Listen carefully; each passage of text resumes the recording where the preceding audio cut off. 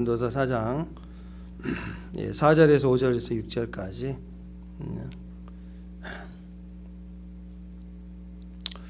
한 손의 축복이 있습니다. 자, 전도서 4장 4절, 5절, 6절 세 구절입니다. 한 목소리로 쭉 앞을 보고 읽으십시다. 시작. 내가 또 본즉 사람이 모든 수고와 모든 제조로 말미암아 이웃에게 시기를 받으니 이것도 헛되이 바람을 잡는 것이로다.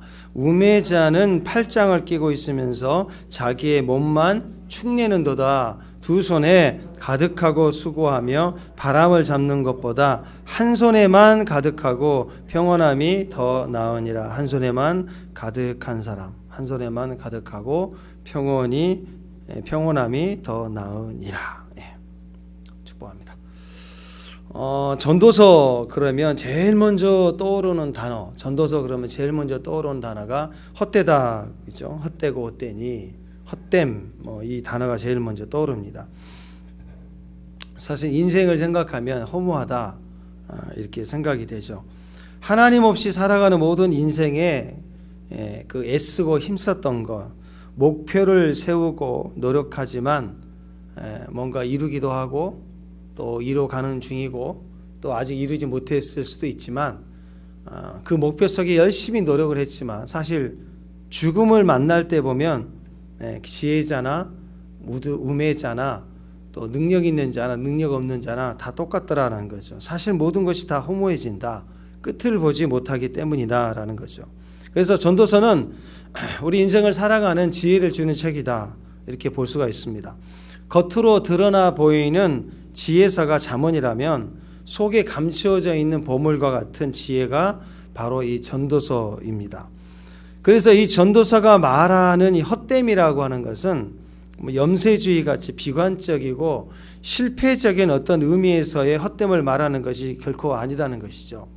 그래서 이 솔로몬의 헛됨을 계속 묵상하다 보면 1장, 2장, 3장 이렇게 우리 4장까지 나오는데 이렇게 전도서에 계속 나오는 헛됨을 계속 묵상하다 보면 이것은 염세적인 어떤 허무의 개념이 아니라 좀 더 적극적이고 소망적이고 능력을 주기 위한 어떤 의미가 있는 허무다, 어떤 의미가 있는 허무구나, 이렇게 알아지게 된다는 것입니다. 자, 우리가 돌이켜보면 1장에서 제일 중요한 개념이 해 아래였죠. 해 아래. 해 아래. 하나님 빼고 사는 해 아래의 수고는 다 헛되다. 이 말을 반대말로 하면 해 아래니까 해 위에가 있겠죠. 그래서 해 위의 삶, 하나님 안에 속한 자의 삶은 결코 헛되지 않다. 이것이 메시지였습니다. 2장에서 제일 중요한 개념은 바로 내가였죠. 내가. 그래서 자기 중심적으로 내 마음대로 살았을 때 그 결과가 어땠느냐?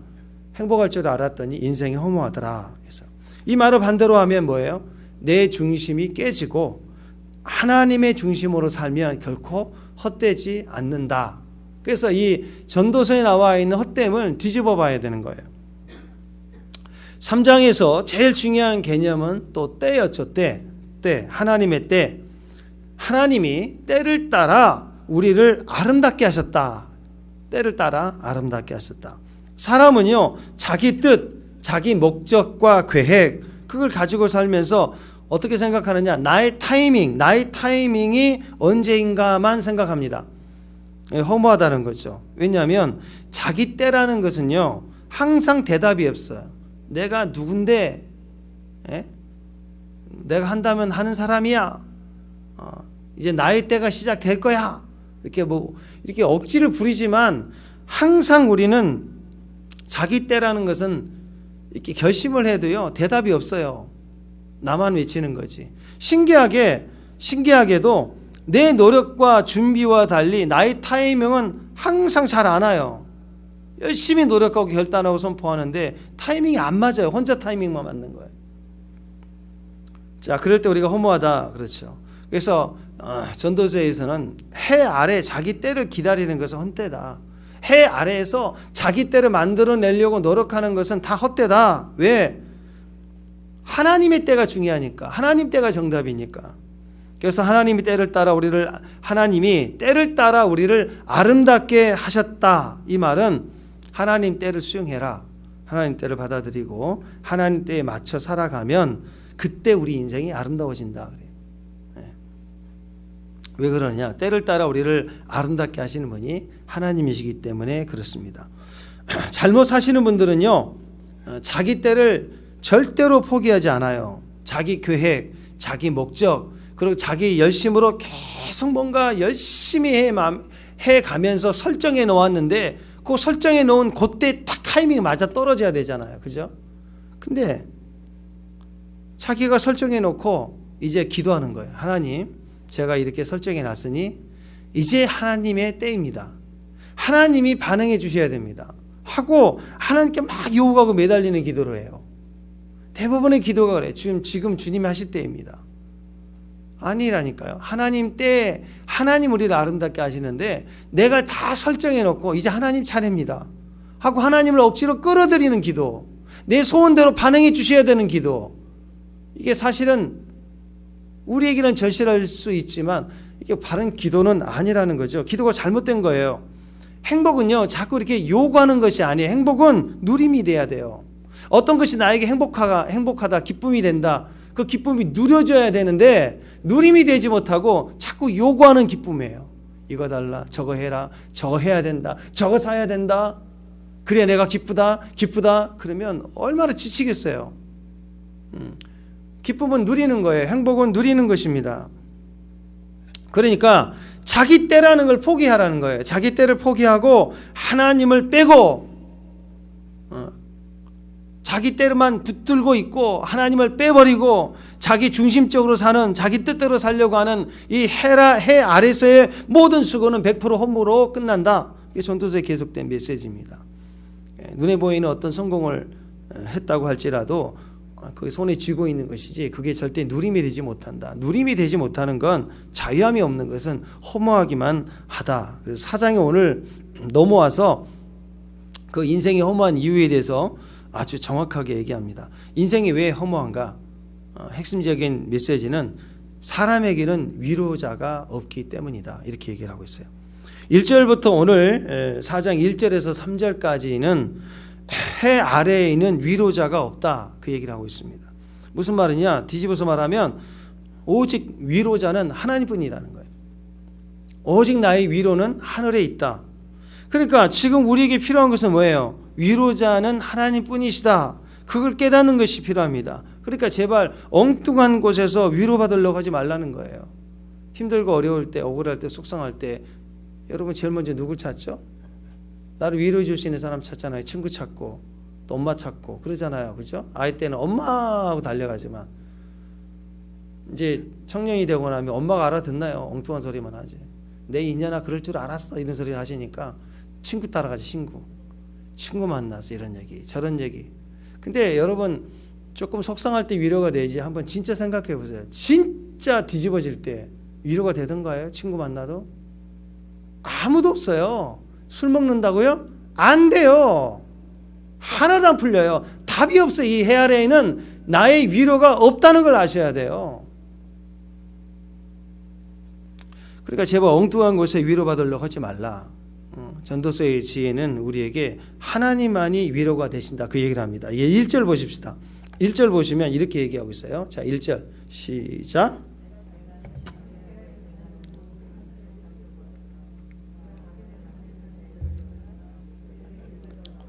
그들을 학대하는 자들의 손에는 권세가 있으나 그들에게는 위로자가 없도다. 자, 보세요.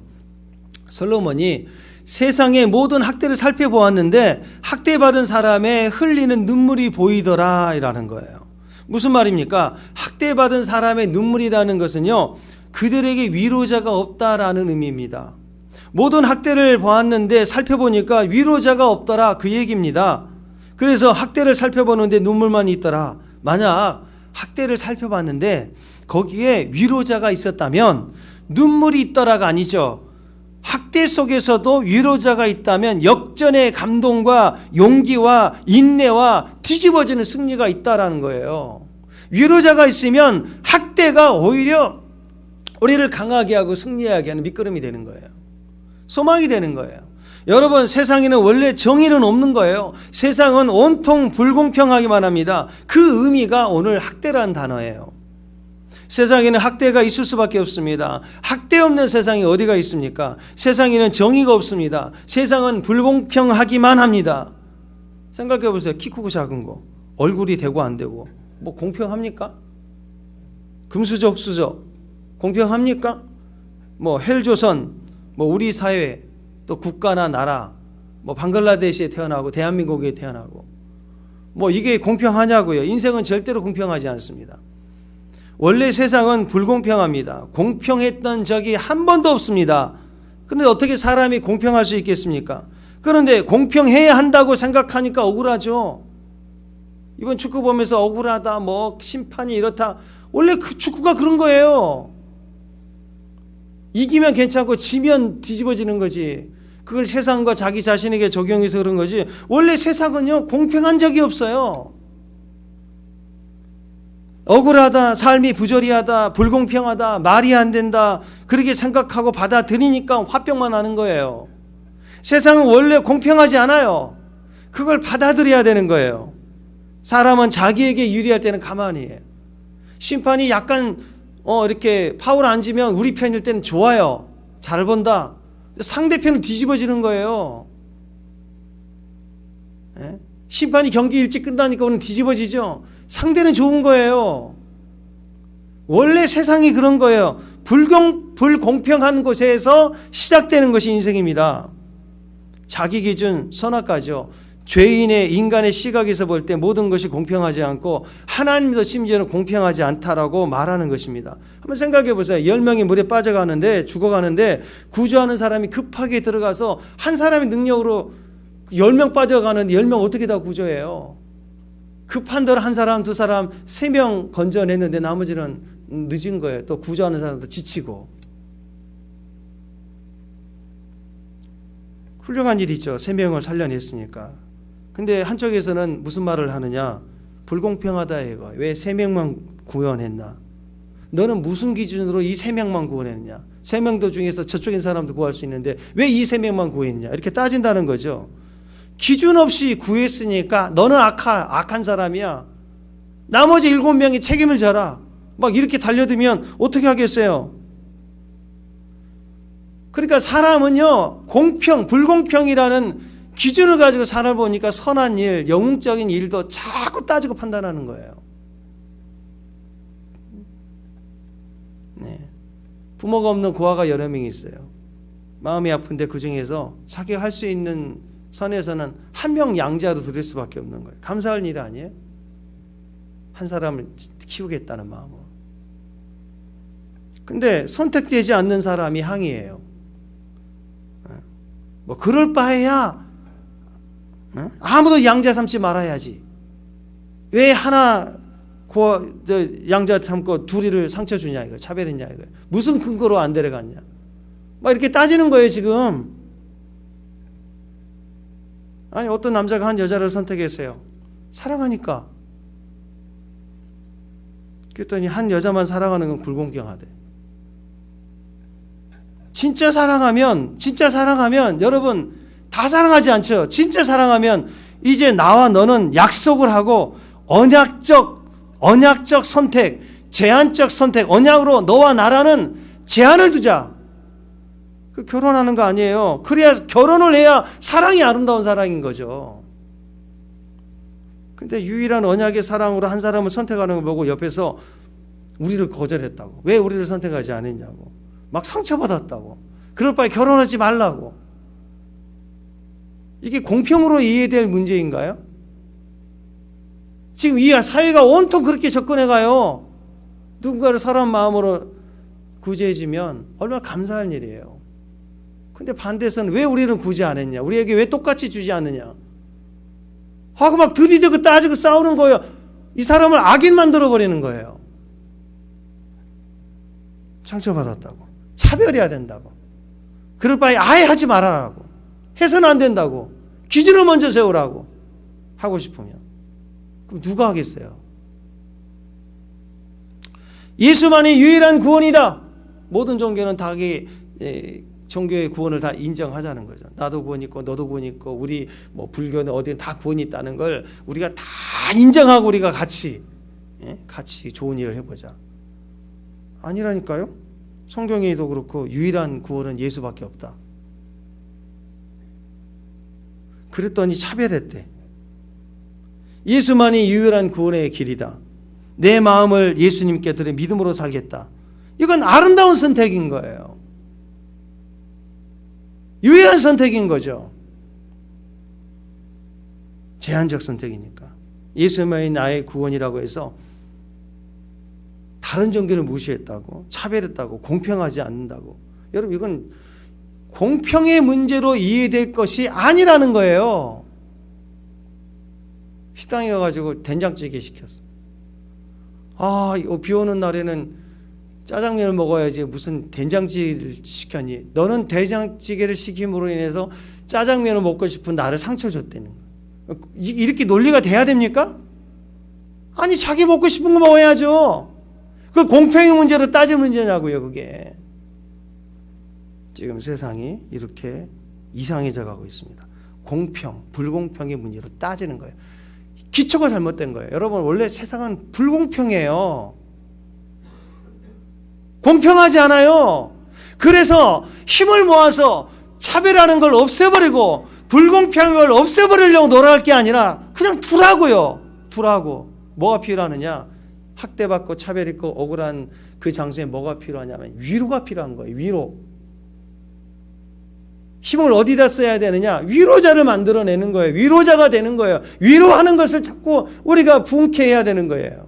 법을 고치려고 하고 차별 없애려고 하는 거, 그럴 바에 하지 마라, 그렇게 만드는 것이 아니라.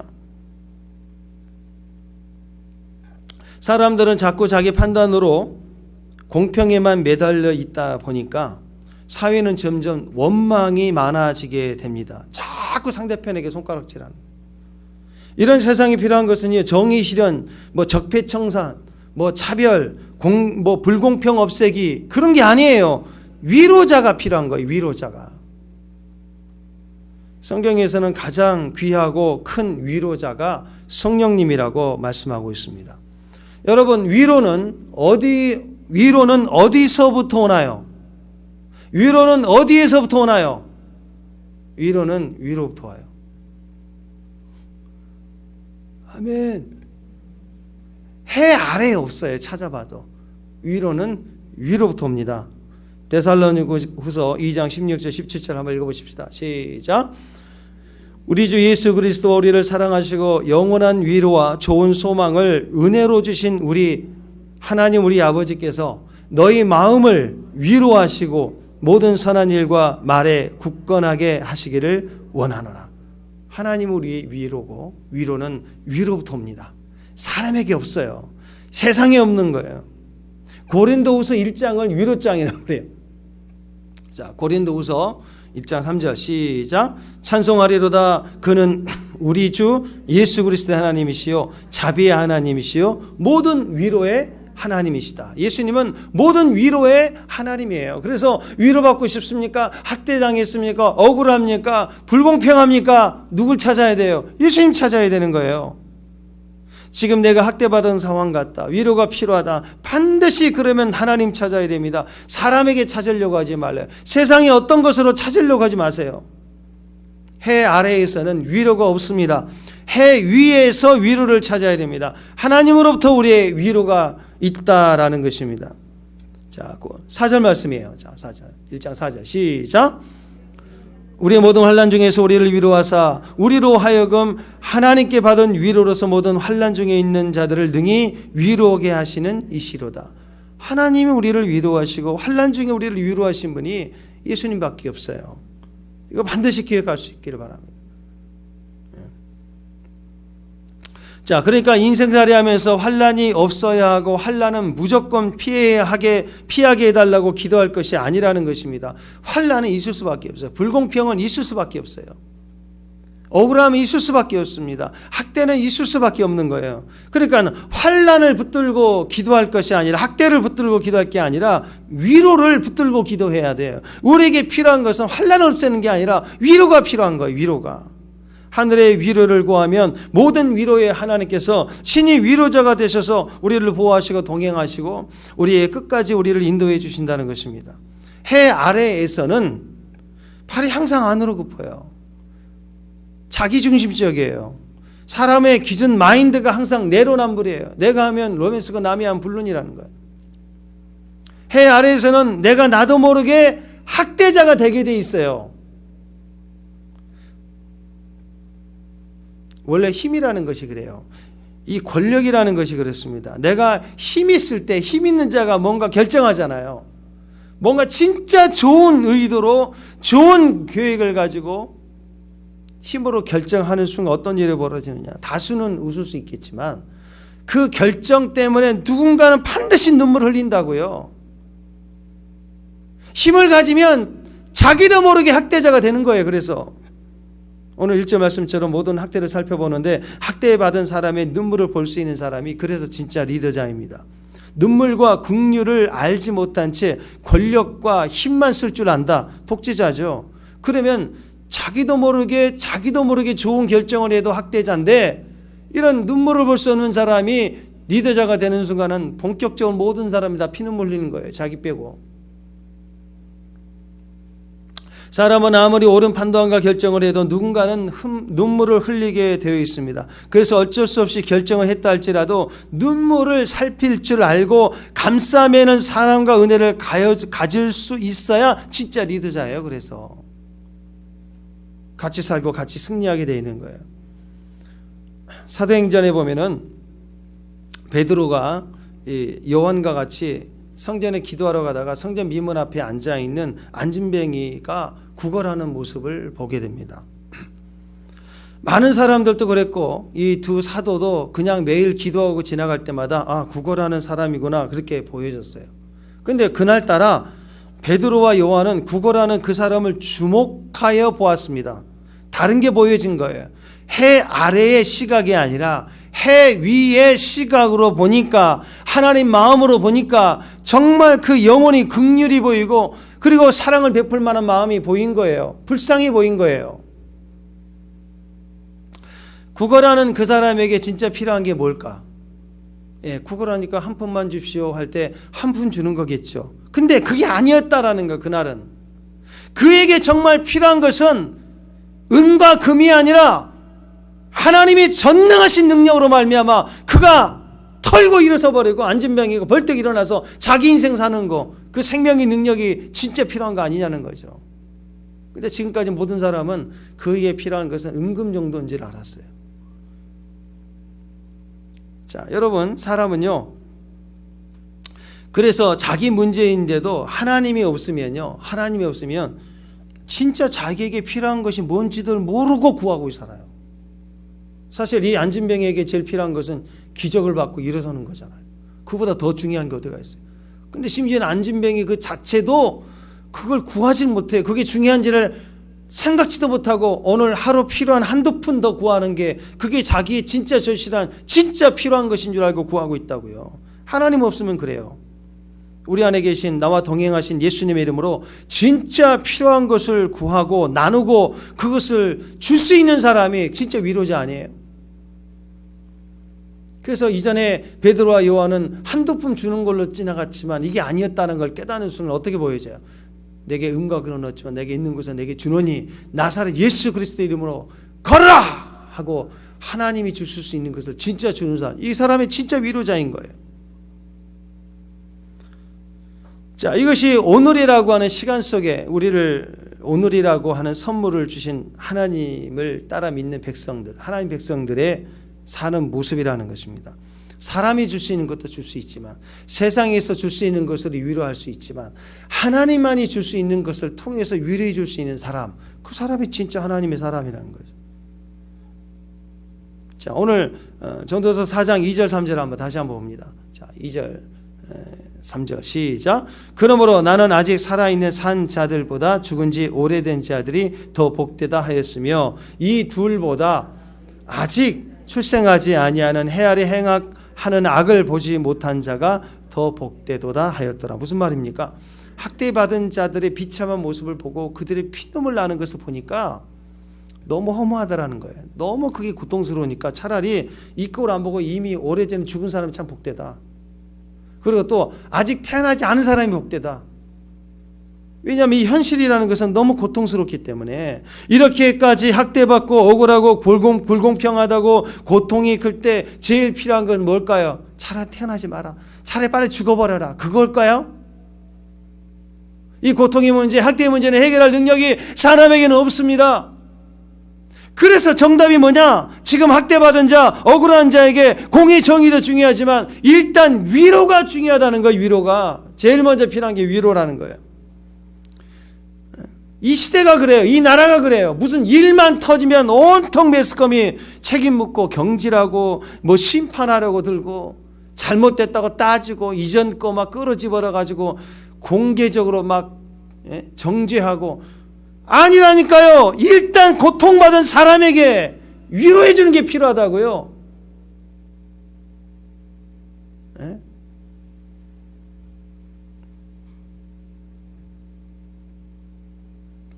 그런데 1절에서는 그들에겐 위로자가 없도다. 성경이 정확하게 우리에게 얘기하고 있는 거 아닙니까? 여기에 우리 교회의 사명이 필요합니다. 교회는 위로자가 돼야 돼요. 교회는 국가적인 무슨 일 터지면 꼭 성명서 발표하고 그런 거 하지 말고 정치인들은 다 따지고 책임 묻고 하다고 난리를 지금까지 난리 치잖아요. 근데 이럴 때 교회들은 움직여서 그곳에 유족들, 아픈 사람들 위로해주고 구제해주고 감싸주고 그게 교회 할 일 아닌가요? 여러분 주변에 누군가 아프고 억울하고 속상하면 그냥 위로해주는 게 그게 제일 필요한 거예요. 따지고 왜 그러니? 너는 왜 그렇게 했니? 저런 사람 얼마나 악한지 너 아프다. 책임 묻고 따지고 공격할 게 아니라. 초대교회 요셉이라는 이름을 가진 사람이 있었습니다. 그는 자신이 하나님께 너무나 큰 은혜와 위로를 받았기 때문에 갑자기 자기 인생이 달라졌어요. 내가 누구를 위로하고 살까? 예수님이 나에게 이렇게 큰 위로와 사랑을 주었으니 나도 내 인생을 누군가를 위로하며 살겠다. 이것이 그 사람의 늘 기도 제목이었어요. 그래서 기회가 되는 대로 늘 구제하고 섬기고 베풀고 나누었습니다. 그래서 그 사람의 모든 사람들이 그 사람을 별명을 붙여요. 그 이름을 바나바라고 그래서 바나바. 바나바. 나바의 아들. 위로의 위로자. 위로의 아들. 그 사람의 별명이 위로의 아들이에요. 원래 이름은 요셉인데 요셉은 요셉이라는 이름보다 바나바라는 이름이 더 유명했어요. 사도행전 4장 36절 37절 읽어보세요. 자, 시작. 그로벌에서는 레위족 사람이 있으니 그 이름은 요셉이라. 사도들이 일컬어 바나바라 번역하면 위로의 아들이라 하니 그가 밭에 있음에 팔아 밭을 그 값을 가지고 사도들 앞에 두니라. 다른 사람을 위해 나누고 도와주고 섬기고 한마디로 그는 위로의 사람. 별명이 위로자의 위로자. 별명이. 세상이 온통 학대로 가득 차 고통스럽습니다. 눈물 흘립니다.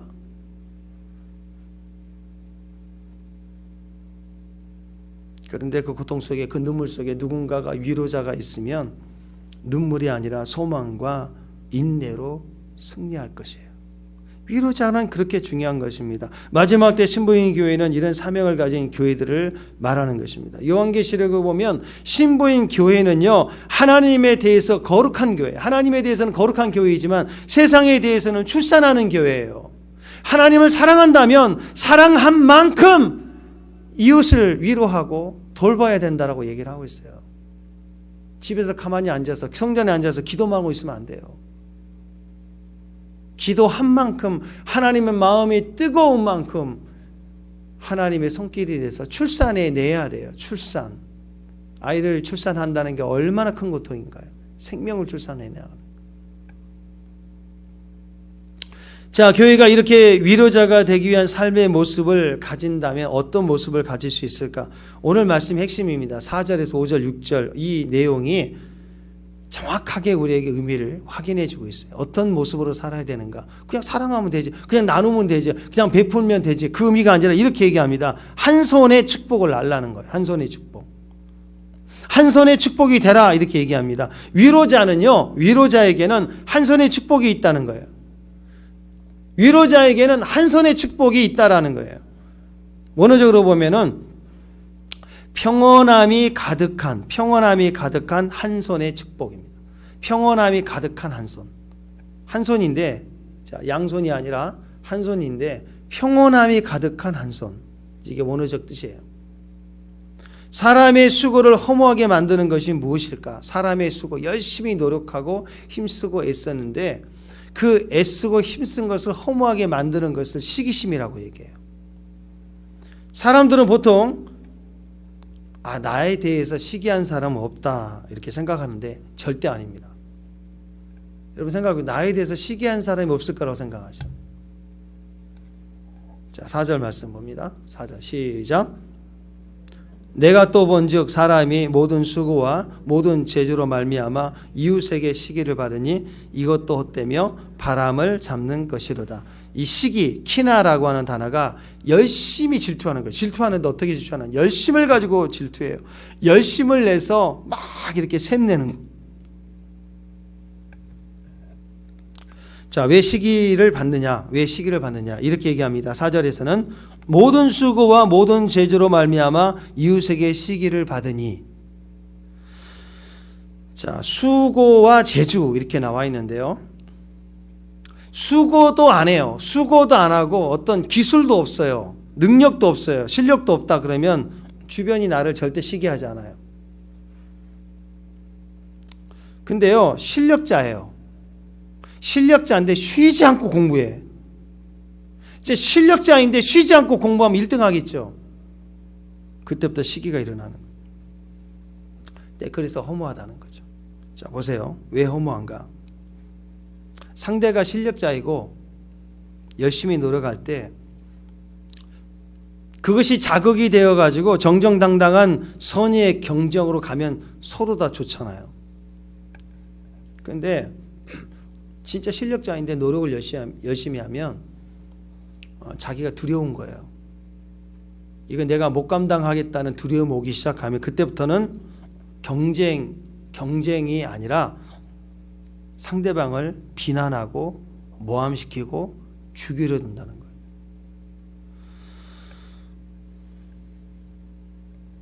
그러니까 어떤 사람들은 한두 번 이렇게 모함을 당하고 비난을 당하는 순간 무너져 버립니다. 그리고 나서 어떻게 하느냐? 그냥 게을러져요. 이거 해봤자 못 이기는구나. 이 시스템을 못 이기는구나. 똑똑해서 안 되는구나. 권투 실력 잘 있어도 안 되는구나. 그런 예가 너무 많잖아. 실력으로는 다운을 2번이나 뺐고 뭐 국가대표 선발전에 다운을 2번이나 뺐고 결승에서 내가 판정으로 이기는데 이길 거라고 생각했는데 대표는 그가 된 거예요. 이런 예가 얼마나 많아요. 케어시키지 못하면 무조건 대표자가 안 되는 이런 시스템이 지금도 있어요. 이 협회란 이런 이런 걸로 인해서. 스포츠계의 비리 얼마나 많습니까? 어느 분야나 다 있어요. 이럴 때 어떤 사람들은 안 되는구나 하면서 어떻게 하느냐? 비교의식에 빠져서 나중에는 게을러지고 우매자가 되어버립니다. 5절 말씀이 그래요. 5절 말씀 이렇게 나오는 거예요. 시작. 우매자는 팔짱을 끼고 있으면서 자기의 몸만 축내는도다. 몸만 축낸다는 말은 원어적으로 자기 살을 파먹는다 그런 뜻입니다. 실력도 있는데 열심히 살면서 성공도 했는데 갑자기 세상에 시기를 받고 가까운 이웃들로부터 시기를 받으니까 점점 두려움이 생기고 자기 자신으로는 올바르게 사업했는데도 시기를 받을까 봐 이제 두려워가지고 팔짱 끼고 있으면서 더 이상 아무것도 하지 않고 만다는 거예요. 스스로 망하는 거죠. 핑계하기는 이웃들의 시기라고 말하지만 스스로 팔짱 끼며 있으며 스스로 망하는 우매자가 되고 마는 거예요. 여러분 이렇게 견제를 당하고 시기를 당하면요 못해요. 한두 번 탁 무너지면 이게 안 되는구나. 내 배경이 없어 안 되는구나. 이게 딱 절대절명으로 이렇게 느껴지는 순간 모든 것이 부러지고 팔짱 끼고 허무하게 그 인생이 끝나는 경우가 너무너무 많습니다. 여러분 그래서 이 시기심은요 해 아래에 있는 세상의 힘이고 마귀의 힘이에요. 이것을 이길 힘은 사람에게는 절대로 없습니다. 그래서 많은 사람들이 자기 분야에 한두 번 성공했다가 완전히 추락해버려서 못 일어서는 경우가 너무 많아요. 그래서 어느 분야에서 대부분 끝까지 가는 사람들은요, 어떤 사람들이냐, 자기가 능력 있고 실력 있고 열심히 해도 한두 번 견제받고 거기서 추락해서 무너져 버리든지, 아니면 그 과정을 통과하는 대부분의 사람들은 자기도 모르게 누군가를 시기하고 공격하며 버텨가는 사람들이에요. 실력자인데 남의 시기를 견딜 수 없으니까 이제는 자기가 남을 시기하는 괴물로 진화해야지만이 생존이 된다니까요. 그래서 누군가 센세인을 일으키고 올라오면 사울처럼 다윗을 죽이려고 달려드는 거예요. 다 죽여버리는 거예요. 안 그런 척하면서 다 등쳐버리는 거예요. 세상은 시기와 경쟁 때문에 하나를 얻으면 반드시 하나를 잃게 되어 있습니다. 돈을 벌면 친구를 잃고 친구를 얻으면 돈을 잃게 되어 있어요. 이게 인생의 힘든 이유입니다. 해 아래에 있는 이유가 바로 그래서 그래요. 두 가지를 다 얻을 수 없기 때문에 고통인 것입니다. 그래서 전도서의 지혜는 뭐라고 하느냐? 오늘 이것에 대해서 이렇게 말하는 거예요. 둘 다 얻겠다는 것은 헛되이 바람을 잡는 것이다. 한 손에만 채우라. 평온함이 가득한 한 손이면 된다. 두 손 가득 채우려고 하지 말라는 거예요. 6절입니다. 6절. 자, 6절 시작. 두 손이 가득하고 수고하여 바람을 잡는 것보다 한 손에만 가득하고 평온함이 더 나았다. 한 손만 채우라. 평온함이 가득한 한 손이면 된다. 양손 다 채우려고 하지 말라. 그래야 허망해지지 않는다. 어느 날 갑자기 물질이 많이 들어오잖아요. 그런데 그때 그것을 내가 다 챙기려고 하잖아요. 그럼 다 깨져요. 다 두 손으로 가득 담겠다고 달려들 때 그 그릇길이 깨진다. 그릇길이. 잘 들으세요. 내가 부자다 그러는 것은, 내가 부자다 그 개념은 그건 사명이라는 개념이에요. 이것은 나눠줘야 하는 사명이 부자예요. 친구들을 많이 만들라는 것입니다. 외로운 부자처럼 불쌍한 게 없어요. 외로운 부자. 인생을 망친 겁니다. 한 손에만 채우고 나누려고 하라. 그게 성경의 기준입니다. 더 가지려고 두 손 가득히 채우고 더 채우려고 하다가 망한 자. 예. 소유는 했지만 인생의 주변에 사람이 아무도 없어요. 외로운 부자예요. 끝난 거죠. 여러분, 옛말에 그런 얘기가 있어요. 돈, 명예, 권력, 이 세 가지를 다 가지려고 하지 말라. 하나만 가져라. 혹은 두 가지까지만. 다 가지려고 할 때 망한다. 자, 예를 들어서 유명한 정치가예요. 정치 철학이 분명해요. 존경받겠죠. 정치인으로서 그 지도자에게 많은 인정을 받고 또 존경을 받을 거예요. 그러니까 명예도 있고 권력도 있는 거예요. 근데 이 정치가가 어느 날 갑자기 다 가지려고 해요. 돈까지 가져야 되겠다. 돈을 모아야 되겠다 하는 순간 추락해버리는 거예요. 유명한 재벌이 있습니다. 우리나라의 현대화 산업을 이끌어냈던 유명한 재벌이에요. 돈이 많습니다. 그리고 경제력도 탁월해서 인기도 많아요. 그런데 어느 날 이번에 내가 권력까지 얻어야지. 그래서 정치 입문했다가 완전히 바보 돼버리죠. 유명한 연예인이에요. 유명한 스포츠 스타예요.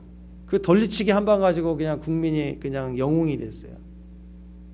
엄청나게 환영했어요. 그분의 연기력을 보면 국민 배우, 막 최고 개념남, 멋진 연예인, 인기도 높았어요. 돈도 많이 벌었어요.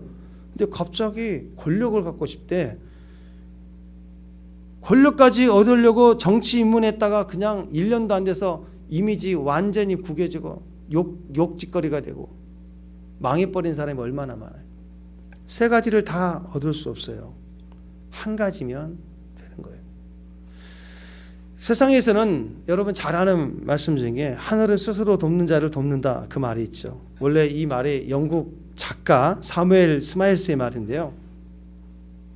어떤 분들은 이 하늘은 스스로 돕는 자를 돕는다 이 말이 우리나라의 전통 무슨 속담인 줄 아는데 아니에요.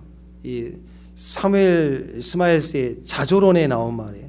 이 자조론은 무슨 의미냐면 산업혁명 시대에 노동윤리의 노동자 계급이 자기 개인의 책임을 다 해야 된다는 거예요. 스스로 열심히.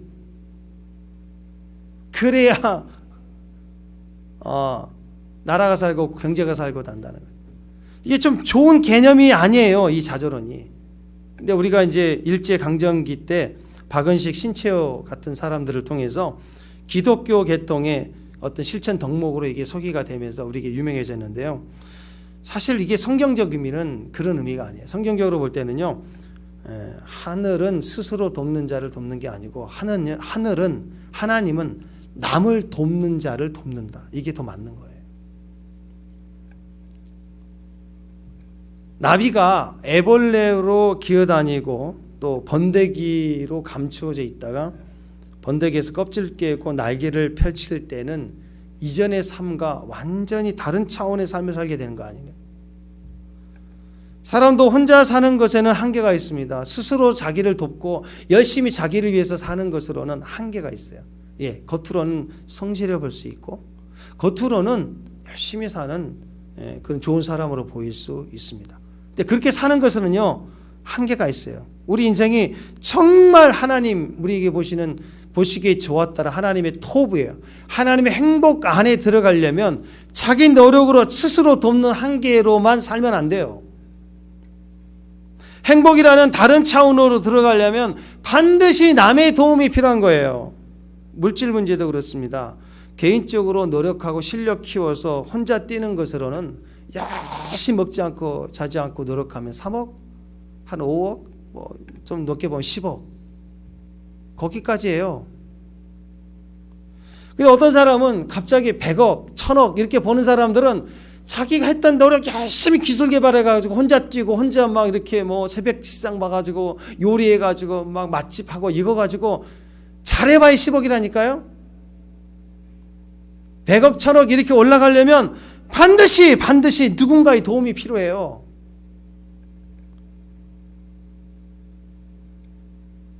누가 나를 도와줄까요? 자, 생각해 보시죠. 누가 나를 도와줄까요?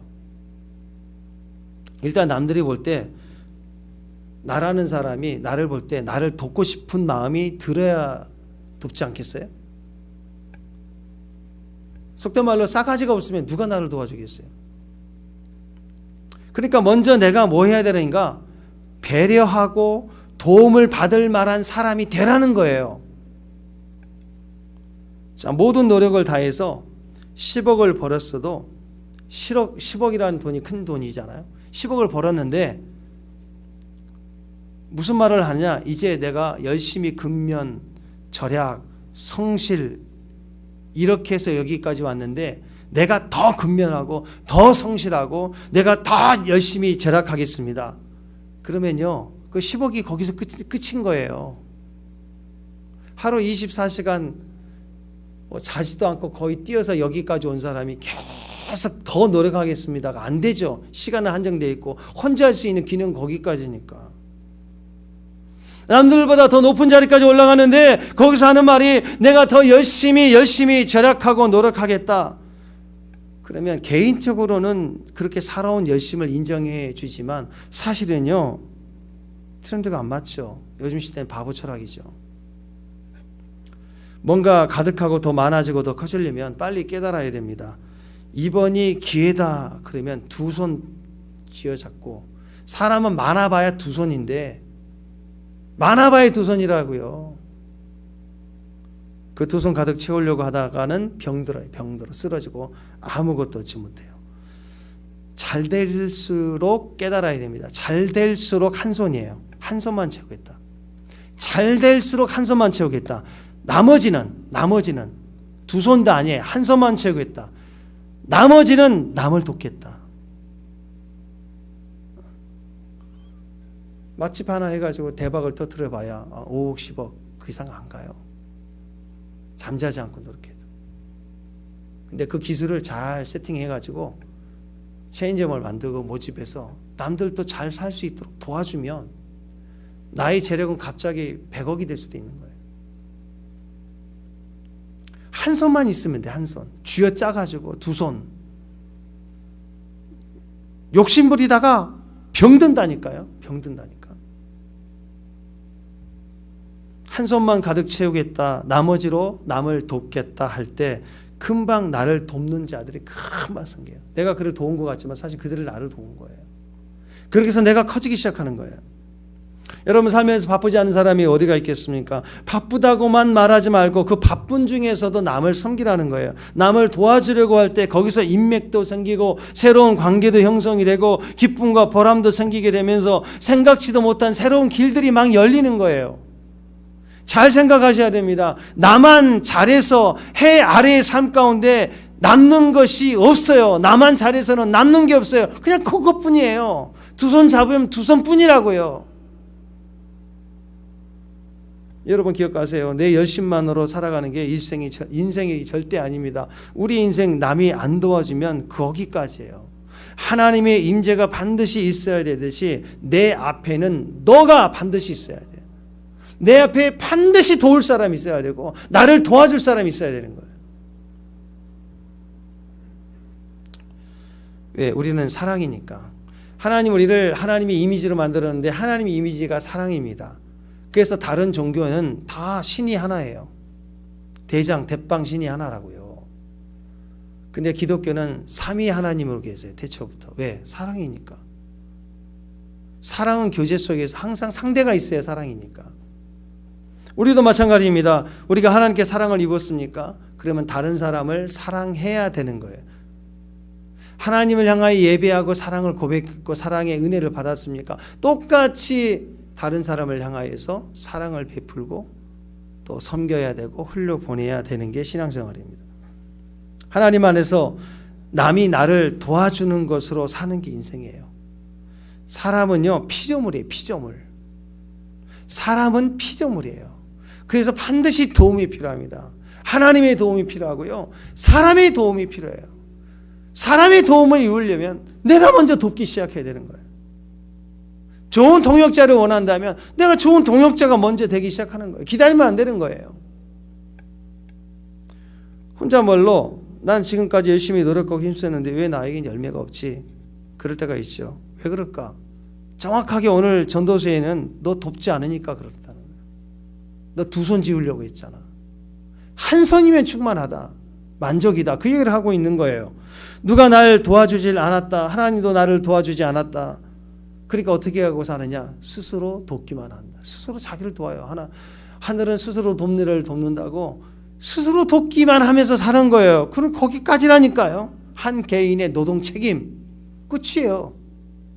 남편으로서 노동 책임, 아내로서 가사 노동 책임, 끝. 아무것도 없어요. 그러니까. 하나님이 도와주시는 인생이 돼야 됩니다. 그 말은 똑같이 사람이 나를 돕는 인생이 돼야 돼요. 그럼 어떻게 해야 됩니까? 하나님 믿어야 되듯이 옆에 있는 사람, 내 앞에 있는 사람을 믿어줘야 돼요. 그리고 내가 돕기 시작해야 돼요. 그래야 나를 도와요. 언제부터 해야 될까요? 어떻게 해야 될까요? 지금부터. 한 손만 채우려고 하는 거, 한 손만. 평안함이 가득한 한 손이면 된다. 두 손 가득 채우려고 하지 말라. 한 손만 채우고 나머지는 지금부터 베풀기 시작해라. 나눠주기 시작하라. 이게 하나님 관점이에요. 미우라 아야코 이야기입니다. 빙점, 유명한 소설이죠. 한번 읽어보세요. 남편하고 구멍가게 하나를 차렸어요. 구멍가게를 차렸는데 너무 잘 되는 거예요. 근데 문제가 생겼습니다. 동네 조그만 구멍가게 하나가 너무 잘 돼서 너무 잘 되니까 문제가 생기는 게 주변 가게가 망하는 거예요.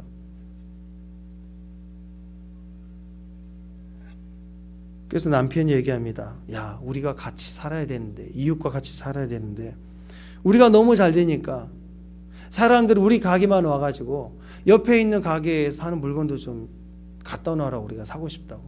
그 집만 잘 되는 거야. 계속. 너무 잘 되니까 주변을 보니까 다른 가게가 점점 망하기 시작하는 걸 보면서 마음이 아픈 거예요. 우리만 잘 되고 주변이 망하면 안 된다. 그래서 결정을 했습니다. 일부 품목만 갖다 놓고 팔자. 나머지는 옆 가게를 소개해 주기 시작했어요. 그러니까 어떤 이익이 생기느냐? 일부 품목을 전문적으로 떼니까 개수가 많아지는 거죠. 박스 단위로 사니까 단가가 떨어지는 거예요. 그러니까 물건을 뗄 때 내가 이익이 생기는 거고, 또 한 품목만 팔고 나머지는 다른 곳에 이렇게 맡기고 되니까 이웃과의 관계도 좋아지고 이웃 가게도 살고, 그리고 일단 시간이 남아 돌아요. 그 집에는 그 물건, 우리 집에는 이 물건만 계속 사러 오니까 좋은 품질의 물건만 팔아주고, 그리고 시간이 남아두니까 그 남은 시간 동안에 쓴 책이 빙점입니다. 그래서 베스트셀러가 되고 지금까지 엄청난 영향력을 주는 책이 아니에요. 유명한 작가가 되지 않아요. 요즘 비즈니스 마인드하고는 전혀 다르죠. 이렇게 하면 망하는 거라고 생각하죠. 아니에요. 한 손만 가득하고 충분하면 다 사는 거예요. 나도 살고. 오늘 말씀대로 산 겁니다. 한 손에만 가득하고 평온함이 더 나으니라. 한 손만 채우라. 평온함이 가득한 한 손이면 된다. 그렇게 살았다는 거예요. 하나님의 풍부가 몰려올 때 두 손 다 채우려고 하지 마세요.